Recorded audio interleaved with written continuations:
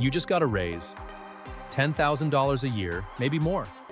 You checked your account expecting to finally feel it, expecting some kind of relief, and instead you feel exactly the same as you did before the raise.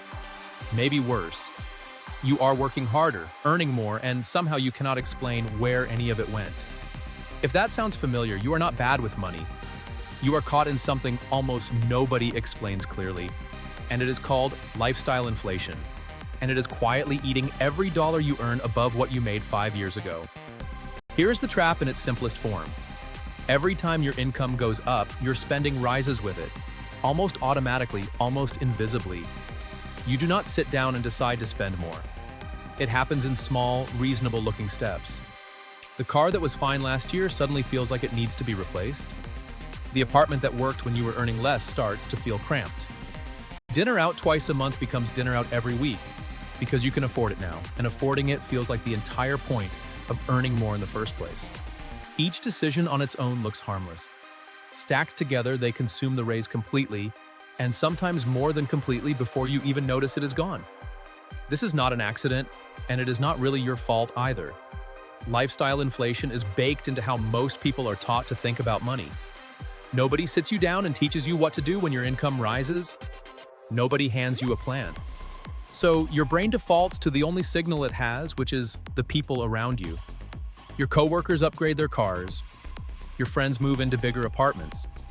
Your feed is full of people your age who seem to be living a life that matches a bigger paycheck, and so your spending quietly recalibrates to match theirs. Not because you decided to compete, but because that is simply what normal starts to look like once your income moves. Let me show you the actual math, because the numbers make this impossible to ignore. Say you are making $70,000 a year and you get promoted to $80,000. That is a $10,000 raise.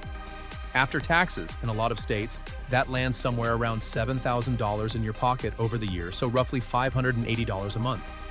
Now watch how fast that disappears. A slightly nicer car payment eats $150 a month. Moving to a slightly better apartment eats another $200. Eating out a bit more, upgrading a few subscriptions, buying slightly nicer things without really tracking it, that easily eats the remaining $230. Add it up and the entire raise is gone every month, and you never made one single dramatic purchase. You never bought a boat. You never went on some wild spending spree.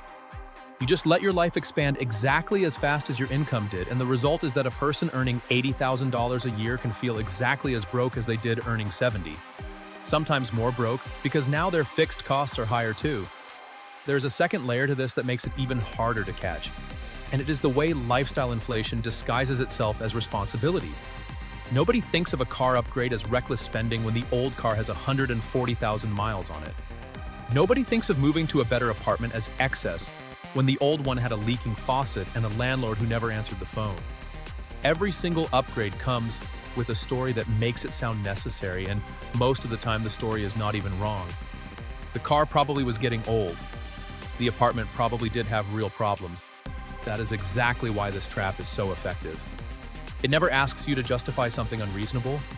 It only ever asks you to justify something that sounds completely fair, one purchase at a time, and by the time you add up 5 fair, reasonable, justified upgrades, you have spent the entire raise and told yourself a completely honest story about every single dollar.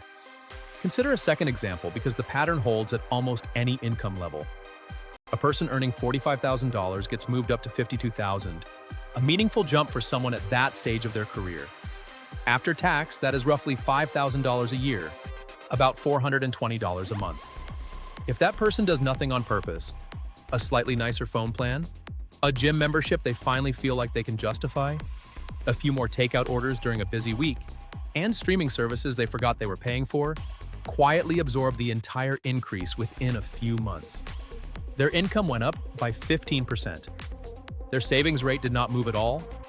Run that same raise through the 50% rule instead, and they are now investing roughly $210 a month, starting in their 20s, which by retirement age, assuming nothing else ever gets invested again, still grows into 6 figures, purely from catching one raise early enough in life for compounding to do the rest of the work.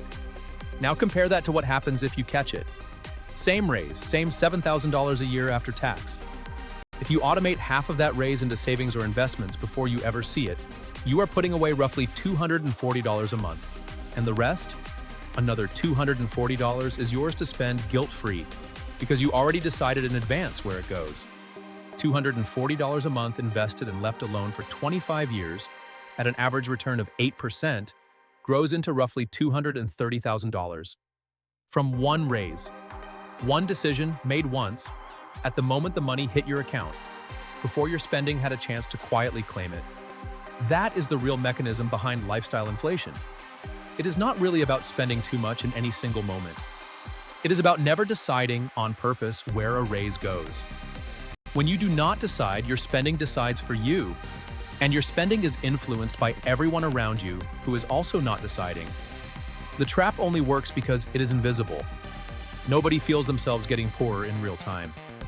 You feel like you are simply living the life that matches your new income, right up until you check your savings account years later and realize it looks the same as it did before 3 separate raises. So here is how you actually get out of it, and this works whether you are getting your first real raise or your 5th. The moment you know a raise is coming, before it hits your account, decide on a percentage, not a dollar amount, because a percentage scales as your income grows. 50% is a strong starting point for most people. Half goes to your future, half is yours to enjoy without guilt. Then automate it immediately. Increase your 401k contribution percentage. Set up an automatic transfer to a brokerage account. Do it on the same day the raise takes effect, because if that money sits in your checking account for even one pay cycle, your brain will find a reason to spend it, and it will feel completely justified in the moment. The second thing that matters is picking one and only one lifestyle upgrade per raise if you want one at all. Not the car and the apartment and the vacations, all stacked together because you technically can afford pieces of each. Pick one thing that genuinely improves your life, let yourself enjoy it fully, and leave everything else exactly where it was. This single rule alone will keep most people from ever falling into the trap in the first place, because the trap depends on 5 small upgrades happening at once, not one deliberate upgrade happening on purpose. The last thing, and this is the part almost nobody does, is to actually look at your bank balance 3 months after a raise and ask yourself honestly whether it reflects the raise at all. If your income went up and your account balance looks the same as it did before, that is not a mystery. That is lifestyle inflation, caught in real time. And catching it in real time is the only version of this that actually works. Because once those small expenses become fixed costs, a car payment, a lease, a subscription stack, they are far harder to undo than they were to create. Making more money should make your life easier. It should build a gap between what you earn and what you spend. A gap that turns into savings, into investments, into actual freedom over time. Instead, for most people, it just moves the treadmill faster, and they run just as hard as before while staying exactly in place. You do not need to earn less. You do not need to live like you are broke. You need one decision, made at the exact moment a raise arrives, about where half of it goes before your life quietly decides for you. If this helped you see where your last raise actually went, subscribe, because every video on this channel is built around exactly this. The money mechanics nobody sits you down and explains, until you finally see them clearly enough to use them.